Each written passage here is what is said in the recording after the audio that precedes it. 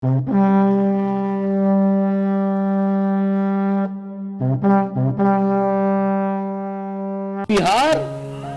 क्रांति और प्रतिक्रांति की भूमि है। इसी बिहार में प्राचीन भारत में क्रांति हुई थी और उसी क्रांति को पलटकर प्रतिक्रांति, ब्राह्मणवाद की प्रतिक्रांति इसी बिहार में हुई थी और पटना पाटलिपुत्र जो उस वक्त कहलाता था, यह उसका केंद्र बिंदु था। जिन जातियों को व्यवस्था परिवर्तन की जरूरत है, उनका एक समान देश होना चाहिए।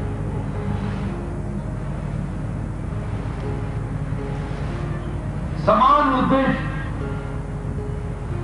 आज शोषित और शासित जातियों का एक समान उद्देश्य नहीं है। ये एक कटु सत्य है। डी.के. खापर्डे, जिन्हें बामसेब के कार्यकर्ता आदर से खापर्डे साहब कहते हैं, बामसेब की संकल्पना तथा अवधारणा रखने का श्रेय जिन्हें जाता है, वे डी.के. खापर्डे उन दंत कथाओं में नहीं रहे जिन्हें ज्यादातर बताया जाता है। बाबा साहेब डॉक्टर अंबेडकर के पश्चात, खासकर 1975 के बाद बहुजन आंदोलन में देश भर में जो उभार आया, उसका इतिहास डी.के. खापर्डे साहब के कार्य और नेतृत्व को नकार कर नहीं लिखा जा सकता। आइए जानते हैं उनके कार्य और नेतृत्व के बारे में। डी.के. खापर्डे अर्थात देवीदास कौड़ूजी खापर्डे, घर के लोग, उनके दोस्त उन्हें देवी के नाम से पुकारते थे। नागपुर में 13 मई 1939 में जन्मे पले बड़े डी.के. खापर्डे का बचपन से ही फुले अंबेडकर आंदोलन से नाता रहा। अक्टूबर 1956 में जब बाबा साहेब डॉक्टर अंबेडकर द्वारा नागपुर में लाखों लोगों को बुद्ध धम्म की दीक्षा दी, तब डी.के. खापर्डे करीब 17 वर्ष की उम्र के थे। तब शेड्यूल कास्ट फेडरेशन, बौद्ध जन पंचायत और समता सैनिक दल का संगठनात्मक रूप से नागपुर एक बड़ा गढ़ था। बताया जाता है कि समता सैनिक दल में देवी काम करते थे। उनके कई मित्र थे, उन्हीं में से एक थे महेशकर, जिनके साथ उनकी मरते दम तक मित्रता रही। बस्तियों में पले बड़े देवीदास ने अपनी बीएससी की पढ़ाई पूरी की। बाकी युवाओं जैसा ही उनका एक हुलिया था, बड़े बाल, दुबले पतले, करारी आवाज, किसी से भी भिड़ जाना। समता सैनिक दल में सहभागी होने के कारण इस युवा में एक योद्धा तैयार हो रहा था, जिसने आगे चलकर पूरे देश में समर्पित कार्यकर्ताओं, जिन्हें आज कैडर कहते हैं, को निर्माण करने की संगठनात्मक यंत्रणा निर्माण की।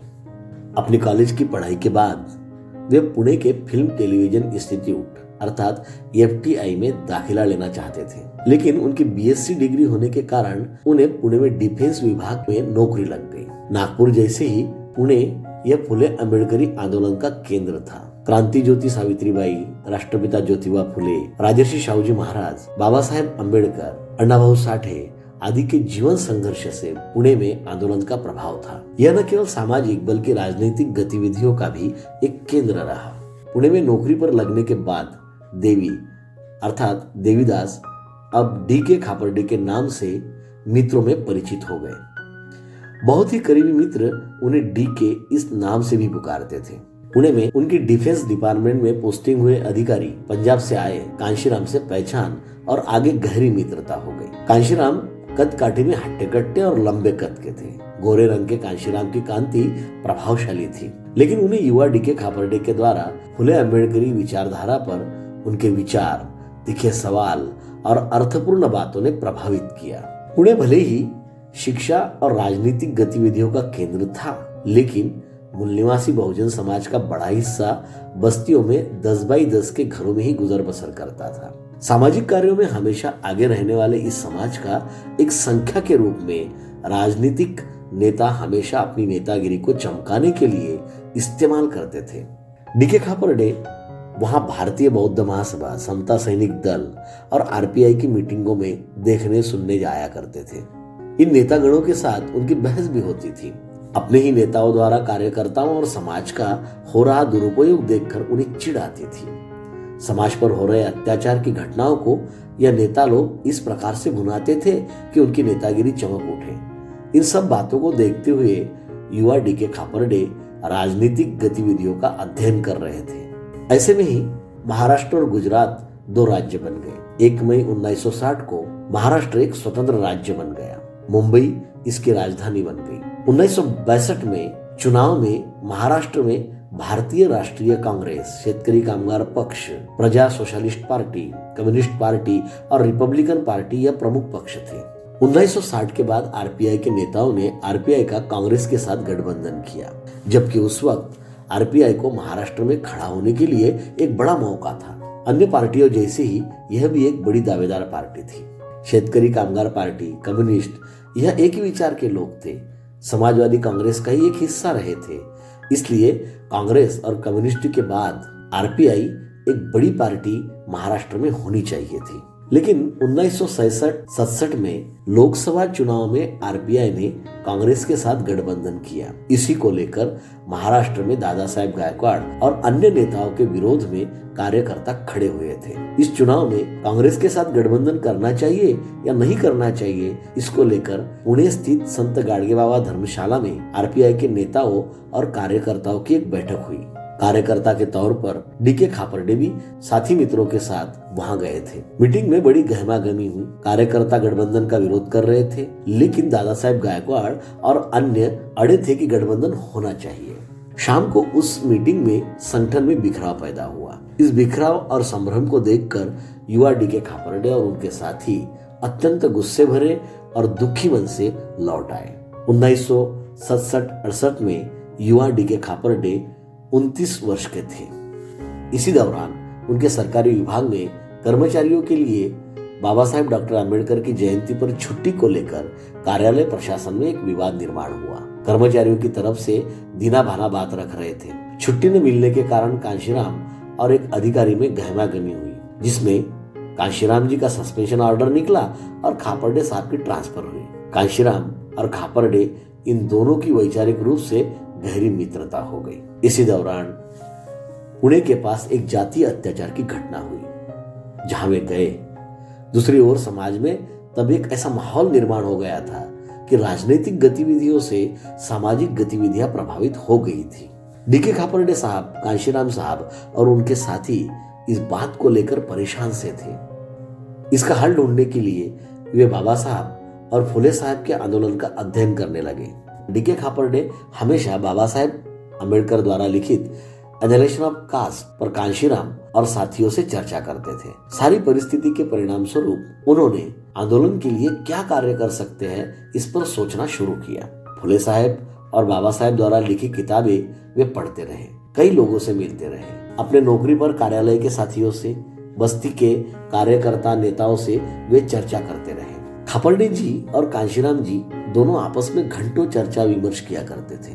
इन्हीं विचारों से एक ऐसे संगठन का निर्माण करने की सोच सामने आई। पहले backward and minority communities employees welfare association, जिसे बामसिया कहा जाता था, का निर्माण हुआ। यह बात 1968 से लेकर 1971 की बात है। यह कार्य करते हुए खापर्डे साहेब और कांशीराम जी को समझ में आया कि इन कर्मचारियों की ताकत को केवल उनकी अपनी कार्यालयीन समस्याओं को सुलझाने में उलझाए न रखते हुए समाज के आंदोलन के लिए उपयोग में लाना चाहिए, जिसके लिए उनके निर्माणकर्ताओं ने उनका निर्माण किया था। बामसिया से बामसेप का जन्म हुआ, अर्थात backward and minorities communities employees welfare association से the all India backward and minorities communities employees federation. इसमें प्रारंभ से ही संविधान में उपयोग की हुई शब्दावली अर्थात बैकवर्ड, SC, ST और OBC का उपयोग किया गया है। यह केवल नाम के लिए नहीं, बल्कि काम के लिए यह नाम निश्चित किया गया था। बामसेप की अवधारणा 1973 में हुई और यह निश्चित किया गया कि 1978 को दिल्ली में बर्थ ऑफ बामसेप कन्वेंशन लेकर इसकी स्थापना की जाएगी। 1973 से 1978 इन 5 वर्षों में बामसेप को ऑल इंडिया लेवल पर खड़ा किया गया तथा महत्वपूर्ण कार्यशालाओं का और प्रशिक्षण शिविरों का आयोजन करके संगठन के कार्य का रोड मैप भी तैयार किया गया। 1978 के बाद आने वाले 2-3 दशकों में कौन कौन से क्षेत्र में क्या क्या किया जाना चाहिए और कैसे किया जाना चाहिए, इसके ऊपर गहरा चिंतन किया गया। 1978 को बामसेप के पहले राष्ट्रीय अध्यक्ष कांशीराम के नेतृत्व में birth of BAMCEF convention Delhi में लिया गया। इसके बाद से बामसेप के राष्ट्रीय अधिवेशन आयोजित किए गए। बामसेप की यह नीति तय हुई कि जो कार्य आंदोलन के लिए करने चाहिए लेकिन बामसेप एक संगठन की संरचना के तौर पर नहीं कर सकती, उन कार्यों को करने के लिए जो व्यवस्था बन सकती है उसे बनाई जाए। 1982 से 1984 के बीच सामाजिक और राजनीतिक कार्रवाई के लिए 2 संगठनों का जन्म हुआ। उन्हें DS4 और BSP के नामों से जाना जाता है। कांशीराम जी ने पूरी तरह से राजनीतिक गतिविधियों में ध्यान देने का अपना रास्ता चुना और खापर्डे साहब ने बामसेप की मूल अवधारणा और योजना के मुताबिक कार्य करना पसंद किया। 1984 से 1986 के बीच इन दोनों में इस पर काफी मंथन हुआ। 1987 में बामसेप को उसकी मूल अवधारणा और योजना के मुताबिक कार्य करने हेतु पूर्णतः अपने हाथों में लेते हुए जो कैडरों की टीम इस विचार के साथ जुड़ी हुई थी उसे लेकर बामसेप को पंजीकृत करते हुए कार्य शुरू किया। DK खापर्डे साहब का हमेशा ये मानना था कि जिस कार्य में बामसेप एक संगठन के नाते नॉन का टैग लगाकर काम कर रही है उस कार्य के लिए जैसी जैसी कैडरों की ताकत खड़ी होगी वैसे वैसे वह ऑन किए जाएंगे। इसलिए उन्होंने 1986 के बाद अपनी सरकारी नौकरी से इस्तीफा देकर पूरी तरह से इस कार्य में झोंक दिया। पायनियरिंग लीडरशिप अर्थात प्रथम अन्वेषक तथा अग्रणी नेतृत्व होने के नाते उनके सामने 5 बड़े कार्य थे। बामसेप का देश के सभी राज्यों में संगठन का स्ट्रक्चर खड़ा करना, जिस आंदोलन के लिए यह संगठन खड़ा किया जा रहा है उसके अंतर्गत हर स्तर पर नेतृत्व तैयार करना तथा आंदोलन को चलाने एवं समाज को जोड़ने के लिए विचारधारात्मक कार्यक्रम निश्चित करना, यह उनके लिए प्राथमिकता रही जिसे उन्होंने अपने जीवन काल में निभाया। उन्होंने अंतिम लक्ष्य, विचारधारा, उद्देश्य और संगठन को अत्यंत महत्व दिया। उन्होंने कहा, जब विचारधारा और संगठन में विवाद निर्माण हो तो विचारधारा को प्राथमिकता देनी चाहिए। संगठन तो फिर भी बनाए जा सकते, लेकिन जब संगठन और व्यक्ति में विवाद निर्माण हो तो संगठन को प्राथमिकता देनी चाहिए। खापर्डे साहब ने अपने जीवन काल में बामसेप की भूमिका स्पष्ट करते हुए पूरे देश भर में भ्रमण किया। एक शहर से दूसरे शहर या तो ट्रेन से या फिर बस से जो भी साधन मिले पहुंच जाते थे। नए क्षेत्र में संगठन को स्थापित करने के लिए उन्होंने स्वयं प्रयास किए। यह कार्य उन्होंने उस वक्त किया जिस वक्त पोस्ट द्वारा पत्राचार, टेलीग्राम या महंगा टेलीफोन ही संदेश का साधन था। आंदोलन और संगठन संबंधी कार्यकर्ताओं की शंकाओं को दूर करने पर वे बल देते थे। इसलिए उन्होंने हमेशा समसामयिक विषयों पर संगोष्ठियां आयोजित की। आंदोलन के लिए समर्पित कार्यकर्ताओं का निर्माण करना यह उनके लिए हमेशा प्राथमिकता रही। इसके लिए उन्होंने अपने जीवन काल में हजारों की संख्या में ट्रेनिंग कैंप और संगोष्ठियों को संबोधित किया। उनके अनुसार बिना संगठन के नेतृत्व कुछ भी नहीं है। उन्होंने संगठन और आंदोलन में हमेशा नेतृत्व निर्माण हो इस पर ध्यान दिया, लेकिन नेतृत्व हमेशा नैतिकता की कसौटी पर खरा उतरना चाहिए, यह उनका मानना था। कार्यकर्ताओं को उन्होंने हमेशा नेतृत्व से ज्यादा संगठन पर ध्यान देने के लिए प्रेरित किया। उनका मानना था कि ब्राह्मणवाद जैसी विचारधारा के साथ संगठन की ताकत से ही लड़ा जा सकता है। 6000 से ज्यादा जातियों के टुकड़ों में बटे समाज को संगठन के माध्यम से ही एक किया जा सकता है।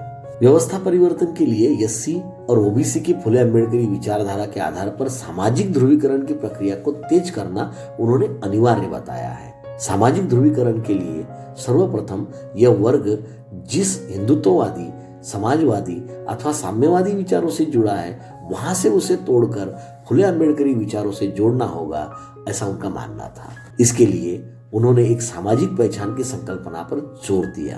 राष्ट्रपिता ज्योतिबा फुले साहब द्वारा दी गई मूल निवासी पहचान को उन्होंने मूल निवासी बहुजन पहचान के तहत समाज में फैलाने के लिए विचारधारात्मक और ऐतिहासिक आधार पर विश्लेषण किया। इसी बात को ध्यान में रखते हुए उन्होंने अलग अलग विचारविदों, शोधकर्ताओं, इतिहासकारों के साथ हमेशा संवाद एवं संपर्क रखा। SC, ST, OBC और धर्मांतरित अल्पसंख्यक में से न केवल अनेकों को प्रेरित किया बल्कि विभिन्न स्तर के नेतृत्वों को प्रभावित भी किया। उन्हें दक्षिण भारत में पेरियार EV रामास्वामी से जुड़े कार्यकर्ताओं ने सम्मानित भी किया। अपने विचारशील वक्तव्यों एवं लेखों के माध्यम से उन्होंने फुले अम्बेडकर विचारधारा तथा आंदोलन को स्पष्ट किया। इसके लिए वे पूरे देश में भ्रमण करते रहे। उनका मानना था कि जब तक संगठन का आधार, कैडर, राष्ट्रव्यापी स्वरूप और समाज के विभिन्न घटक नहीं होते हैं तब तक आंदोलन सफल नहीं हो सकता। बुद्धिजीवी वर्ग और जनसामान्य को जागृत एवं संगठित करने के लिए, संगठन को तैयार करने के लिए उन्होंने ब्लैक बोर्ड और चौक को तथा संगोष्ठियों को एक टूल के रूप में इस्तेमाल किया। उन्होंने समाज को फील्ड की अर्थात खेती की मिसाल दी और कार्यकर्ता द्वारा समाज में फुले अम्बेडकरी विचारधारा के प्रचार प्रसार के कार्य को फील्ड वर्क कहा। वे हमेशा कहते थे कि संगठन के दो पहलू हैं, एक विचारधारात्मक और दूसरा संगठन को बनाने और चलाने का। संगठन को बनाने और चलाने की तकनीक तथा आंदोलन को बढ़ाने की तकनीक के बारे में प्रशिक्षण पर उन्होंने हमेशा जोर दिया, क्योंकि विचारों में परिवर्तन किए बगैर आचरण में परिवर्तन नहीं हो सकता, इस बात पर वे अडिग थे। कार्यकर्ताओं के प्रशिक्षण के लिए बामसेप भवन की संकल्पना पर वे कार्यकर्ताओं के साथ हमेशा चर्चा करते थे। बामसेप का एक केंद्रीय स्तर का प्रशिक्षण केंद्र हो तथा अलग अलग शहरों में कार्यालय हो, यह उनका कहना था। बामसेप के कार्यकर्ताओं ने उनकी स्मृति में डीके खापर्डे मेमोरियल ट्रस्ट बनाकर नागपुर में 27 एकड़ जमीन खरीदकर एक भव्य प्रशिक्षण केंद्र की स्थापना की है, जिसे राष्ट्रपिता ज्योतिबा फुले सामाजिक क्रांति संस्थान नाम दिया गया है। संगठन को चलाने एवं विचारधारा का प्रचार प्रसार करने हेतु संगठन के पास अपना विचार पत्र होना चाहिए, इसके लिए वे हमेशा प्रयासरत रहे। बामसेप की अवधारणा के समय से ही वे इस पर गंभीर थे। उन्होंने हिंदी, पंजाबी, गुजराती, मराठी, तेलुगु, तमिल, बंगाली आदि भाषाओं में संगठन का साहित्य प्रकाशित हो, इस पर हमेशा जोर दिया। हिंदी, अंग्रेजी और मराठी भाषाओं में उन्होंने कई लेख लिखे। बामसेप जिस कार्य के लिए स्थापित की गई उसको कहां तक हासिल कर रहे हैं, इसे वे हमेशा संगठन के कार्यकर्ताओं की संख्या, प्रशिक्षण तथा संगठन के भौगोलिक विकास और विस्तार की तुलना में देखते थे। बामसेप जिस उद्देश्य पूर्ति के लिए बनी है, उसके लिए बुद्धि, समय, पैसा, श्रम और हुनर देने के लिए उन्होंने हजारों कार्यकर्ताओं को तैयार किया। दिसंबर 1999 में हुए बामसेप के राष्ट्रीय अधिवेशन में ही वे खुद को बीमार महसूस कर रहे थे। जनवरी में उन्हें पुणे जाने के बाद अस्पताल में दाखिल किया गया। अस्पताल में ही 29 फरवरी सन 2000 में उनका देहांत हुआ। उनको आखिरी सैल्यूट करते हुए बामसेप के कार्यकर्ताओं ने इस आंदोलन को और तेज गति से फैलाने की कसम ली। उनके निधन के बाद बामसेप पर व्यक्तिवाद और तानाशाही के रास्ते अनैतिक चरित्र के हाथों में जाने का खतरा निर्माण हुआ था। बामसेप के कार्यकर्ताओं ने इसे पहचान कर उस संकट से संगठन को बाहर निकालकर 20 वर्षों में बामसेप को उसकी मूल अवधारणा के तहत देश भर में खड़ा किया। मेरे माँ की याद आ रही है। वो मर गई है, कुछ साल हो गए हैं, लेकिन उसकी याद इसलिए आ रही है, इस आज के इस विषय के संदर्भ में याद आ रही है। 1957 में मैंने मैट्रिक पास की और मैं कॉलेज में एंटर हुआ। मेरी माँ ने सड़क पर खड्डे खोदने का, कंस्ट्रक्शन का जो काम होता है, वहां मजदूरी करके मुझे पढ़ाया, लिखाया। जब मैं मैट्रिक पास हुआ तो मेरी माँ अचानक बीमार गिर गई, लेकिन बीमार गिरने के बावजूद अपने पेट को पल्लू कसकर बांधते हुए, क्योंकि पेट की बीमारी थी, दर्द होता था, तो दर्द ना हो इसलिए पेट को कसकर पल्लू बांधकर वो काम को जाती थी। मैंने एक दिन उसको कहा कि भाई मुझे ये बात बर्दाश्त नहीं होती, ये तेरा जो हाल है ये देखा नहीं जाता, मैं नौकरी कर लेता हूँ कहीं। उन दिनों में मैट्रिक पास लोगों को भी नौकरियां लगती थी। तो मेरी माँ ने कहा कि नहीं, 2-4-5 साल की बात है, पढ़ो कॉलेज और कॉलेज पढ़ के बड़ा आदमी बनो, क्योंकि मैट्रिक पास से बड़ा आदमी नहीं बनने वाले आप, कॉलेज पढ़ के बड़ा आदमी बनो। तो मैंने उसको पूछा भाई कितना बड़ा आदमी, तो उसने कहा कि बाबा साहब अम्बेडकर जैसा बड़ा आदमी बनो। वो तो अनपढ़ थी, गवार थी, लेकिन उसने मुझे कहा कि बाबा साहब अम्बेडकर का के जैसा बड़ा आदमी बनो। मुझे अभी भी अपने बारे में शक है कि बड़ा आदमी बनना तो बहुत दूर है, मैं आदमी भी बन पाया कि नहीं पाया। आज हमारे समाज में हजारों लोग बड़े आदमी बने हुए हैं, बहुत बड़े बड़े आदमी बने हुए हैं, लेकिन बाबा साहब ने इसी बंबई शहर में एक भाषण में संत कबीर का, महात्मा कबीर का उल्लेख करते हुए ये कहा था कि महात्मा कबीर को किसी ने साधु कहा तो महात्मा कबीर ने उसको डांटा। उसने कहा कि भाई मुझे गाली क्यों दे रहे हो? वो कहता है कि भाई ये तो गाली नहीं है, ये तो मैंने आपको साधु का, संत का। तो वो कहते हैं कि इस देश में मानुष बनना कठिन है तो साधु क्या बने। तो बाबा साहब ने अपने भाषण में ये कहा कि भाइयों, अरे मानुष बनो, आदमी बनो। आदमी बनना बहुत मुश्किल काम है। आज हमारे समाज में बड़े आदमी बनने के लिए होड़ लगी हुई है, स्पर्धा लगी हुई है, लेकिन आदमी बनने की कोई कोशिश नहीं कर रहा है।